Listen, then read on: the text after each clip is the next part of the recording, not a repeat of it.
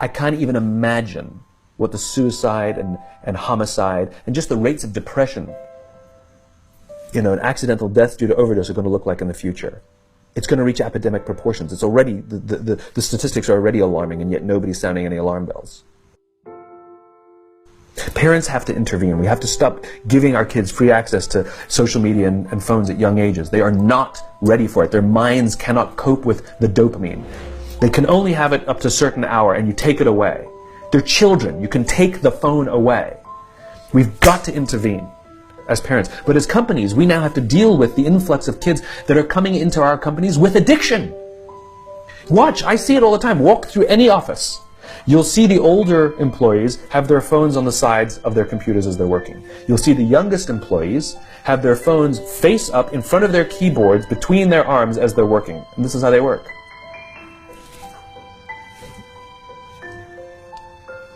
And the science is alarming. They did experiments on mice where they did the multitasking. They put flashing lights to mimic going from the computer to the cell phone, the computer to the cell phone to the TV.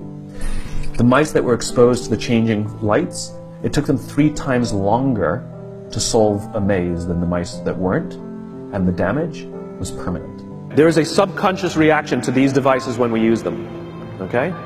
What if I were to hold my phone while I'm talking to you? I'm not checking it, it's not buzzing, it's not beeping, I'm not even nothing, I'm just holding it. Do you feel at this moment that you are the most important thing to me right now? No, you do not. Because there's a subconscious reaction we have to the device. When it is out, it makes the people around us feel that they are less important. So when we're walking down the halls in our offices and somebody says, hey boss, can I ask you a question? You go, sure, what's on your mind? We've just told them they're not that important. Or we can go, sure, what's on your mind? And if you don't have a pocket, find a shelf, put it on the shelf, come back and say, sure, what's on your mind? When we show up to a meeting, or a lunch, or a dinner, with our colleagues, our clients, or our friends, or our families, and we put the phone on the table, we have announced to everyone in the room that they are not that important to us. And by the way, putting the phone upside down is not more polite.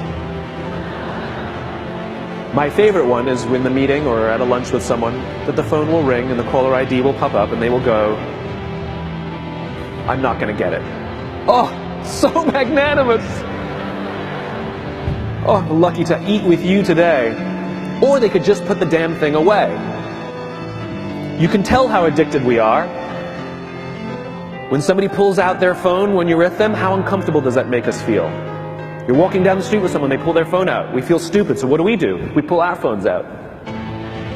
We're so addicted. Somebody goes to the bathroom when we're at dinner, and what do we have to sit there by ourselves? God forbid we should look around the room for 5 minutes.